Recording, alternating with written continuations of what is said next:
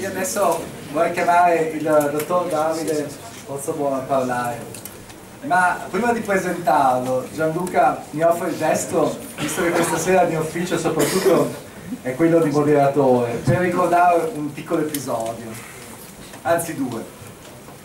Gianluca ha appena parlato della grandezza delle università venete, adesso non sono neanche classificate perché tutte le università messe sotto il livello 200 delle classifiche lo fanno per pietà, perché devono riempire questi buchi. Vere classifiche sono dallo 0 al 200. Ci sono quasi tutte le università svizzere, però c'è un bel episodio che forse pochi conoscono. A un certo punto negli archivi dell'Università di Padova ho trovato un documento ed era un ragazzino americano delle colonie, del Massachusetts, che veniva qua intorno al 1640, quindi non c'era già più Galileo, eccetera. Però Padova era grandissima, era la prima università del mondo. E nelle motivazioni dell'iscrizione, perché una volta bisognava mettere delle motivazioni, adesso le università sono esamifici, sono diplomifici in Italia, non hanno più nessun significato. Padova invece aveva un grande significato, dice: io vengo dal Massachusetts, un posto disgraziato, una colonia della corona britannica, dove c'è una piccola università che avrà 10 libri, 5 docenti, c'è sempre freddo, si chiama Harvard. L'università che adesso è la più importante del mondo, è la più importante del mondo, che come endowment, cioè come soldi che hanno in cassa, ha più o meno quanto l'Italia ruba al Veneto ogni anno, ma forse il doppio, credo che siano sui 50 miliardi di dollari. Quindi chi gestisce Harvard ha degli asset in liquidità che equivalgono probabilmente al doppio di quanto ruba l'Italia al Veneto ogni anno. E quindi pensate l'emozione di vedere il documento di una persona che agli anni 40 del 1600 aveva deciso di venire a studiare in quella che era la più importante università del mondo, ed era Padova.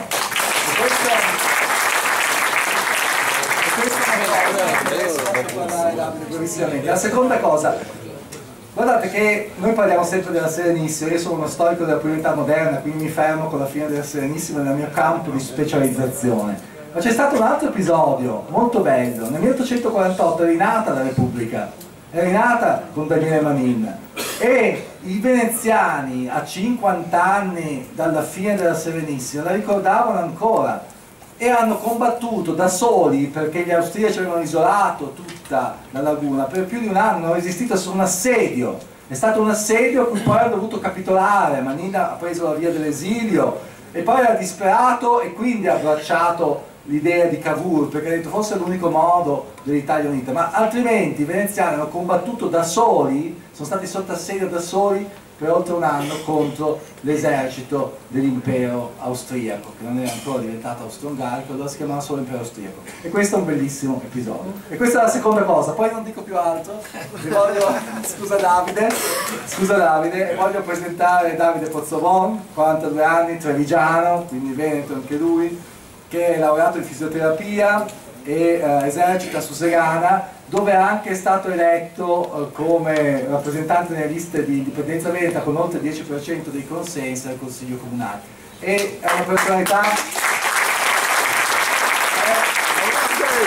una responsabilità grandissima, perché è il primo politico indipendentista del Veneto, autenticamente indipendentista, e quindi sarà ricordato dalla storia per questo, e quindi ora adesso finalmente, scusate, vi cedo la parola.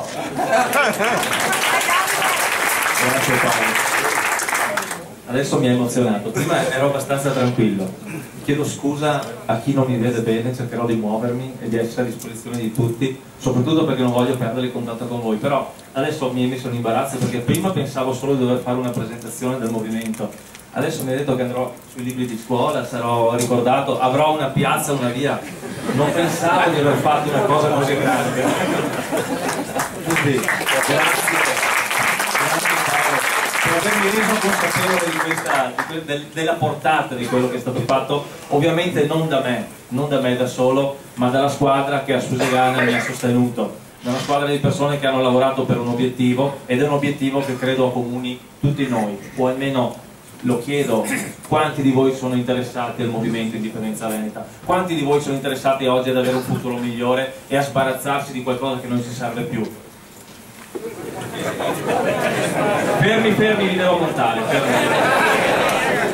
Anzi, stiamo prima, c'è qualcuno che non è interessato all'indipendenza del Veneto? Oh, là. Se per caso ci fosse stato, qui non siamo qua per condannare nessuno. Lo ringraziavamo e dicevamo a queste persone: grazie per essere venuto, mi auguro che anche se non sei ancora convinto di quello che stiamo dicendo, tu possa diventare una persona convinta, perché avrai il buon senso e la coscienza di andare a casa, prendere un foglio di carta e scrivere pro e contro. Se riesci a mettere qualcosa nei contro, ce lo fai sapere, perché forse abbiamo sbagliato qualcosa. Il problema è che se abbiamo sbagliato qualcosa, l'abbiamo sbagliato in tanti, e non persone impreparate come posso essere io, che sono un sanitario, che ho altre competenze, ma hanno sbagliato degli avvocati, degli esperti di diritto internazionale, della portata di Alessio Morosin e Luca Azzano Cantarutti, hanno sbagliato degli economisti, hanno sbagliato persone che non sono qui con noi questa sera, ma lavorano con noi, per noi e per tutti noi.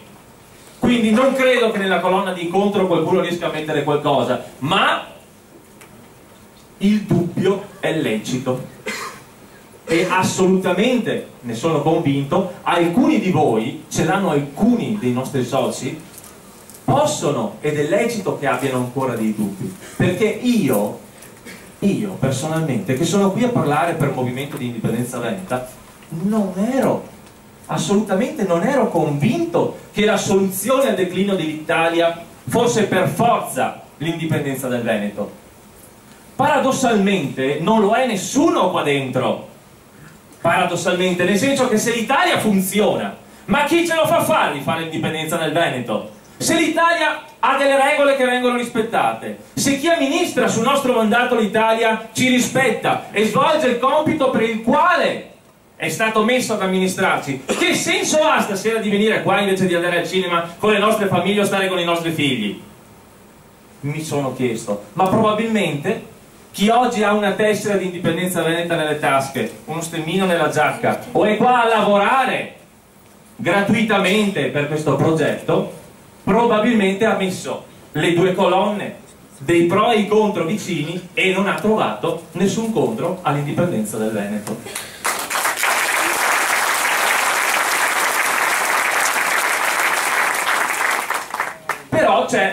Però io vi sto parlando dalla posizione di chi ha fatto questa esperienza, e l'ho fatta da gennaio di quest'anno. Io prima di gennaio di quest'anno non mi occupavo di politica, quindi la mia responsabilità oggi è quella di attivarmi per lavarmi la coscienza, togliermi di dosso la colpa di non essermi interessato di politica prima, mentre qualcuno stava devastando il mio paese. E ho identificato due problemi fondamentali. Uno, in Italia c'è bisogno di riformare la politica. Due, chi dovrebbe riformare la politica, quindi chi amministra il nostro paese, propone obiettivi che sono sempre castrati, mancanti, monchi delle strategie. È come se io dicessi: domani voglio andare in Croazia partendo da Lignano e vado lì con le scarpe e la giacca a vento. E la barca? Cioè manca sempre il mezzo per ottenere qualcosa. In più noi richiediamo di riformare uno Stato, posso rubare, baro, come dice adesso Morosin, e non viene mai fatto. Ma come mai questi tempi si allungano e si dilatano? Come mai noi chiediamo ai nostri politici: riformate questo sistema di Stato fallito, riducete il numero dei vostri componenti, abolite i vitalizi dei senatori a vita, che sono delle cariatidi che non portano niente a questo paese.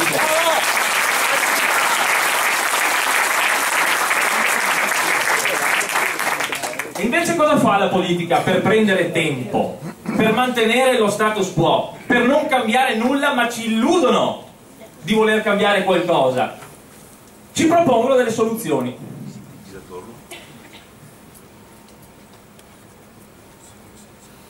Le persone che scendono in campo, questa è una delle soluzioni principali. Ah, c'è la soluzione, c'è quello che scende in campo, c'è il riformatore, c'è il rottamatore, togliamo i rami secchi, c'è la devolution, c'è sempre un qualcuno che occupa lo spazio di governo, cancello, che occupa lo spazio nei media pagati dal governo e che ci distrae per X tempo. Ma noi non ci rendiamo conto che in questo tempo la slot machine sta andando avanti, noi continuiamo a versare sostanze, denari, frutto del nostro lavoro a uno Stato che ci sta prendendo del tempo per continuare a mantenere i propri privilegi. Questo è il problema. Quindi lo dico anche a me stesso, svegliati, lo dico anche a me stesso. È una presa di tempo, non esiste quello che scende in campo, non esiste che uno viene da fuori per cambiare qualcosa dentro qua. Chi è nel campo cambia le cose, tu cambi le cose, tu, noi cambiamo le cose, non scende qualcuno in campo, non facciamoci fregare. Adesso arriverà Renzi, arriverà il sindaco di Pavia, arriveranno altre persone, ma non cambieranno mai nulla perché il sistema è marcio.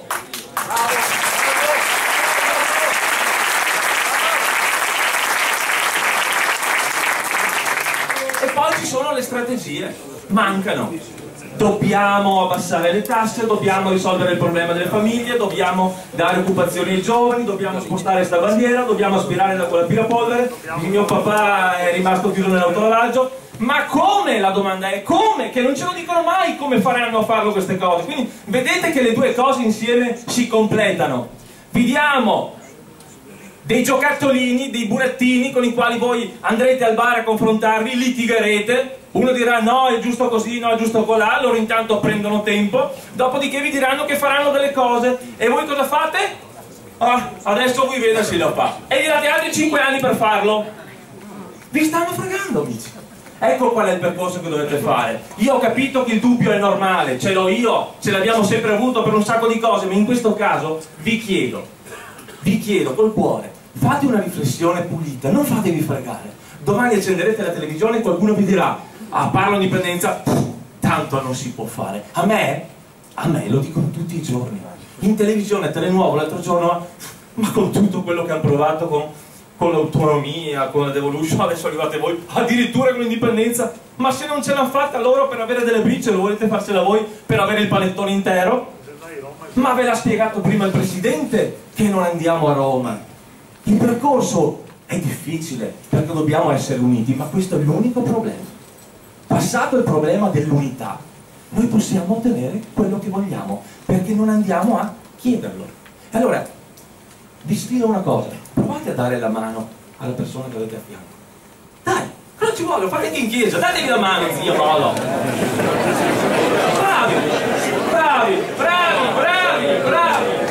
Bravo. Questo dobbiamo fare. Stare uniti, solidali. Se la persona vicino a voi ha dei dubbi, aiutatelo, confrontatevi, datevi una mano. E poi, io adesso non vi dico grazie, arrivederci. E poi avete delle cartelline in mano, quelli sono dei moduli di iscrizione. Vi piace il progetto? Volete venire con noi per le piazze? Volete portare le vostre istanze, i vostri dubbi e imparare a superarli attraverso l'esperienza di chi è arrivato prima di noi? Perché io sto imparando da questi signori, sono l'ultimo arrivato. Fatelo, tesseratevi, sostenete con un contributo, date solo il numero di telefono e fatevi avvisare con un SMS quando facciamo qualcosa. Simpatizzate, come dice Anna, con una donazione bassa. Non donate niente, ma avete una stanza vuota con una vetrina, offritela per fare una sede locale. Avete del tempo, venite a mettere i manifesti. Aiutate voi stessi, non noi, aiutate il movimento. E questo non lo sto dicendo ai nati in Veneto, lo sto dicendo a chiunque vive, lavora e cresce.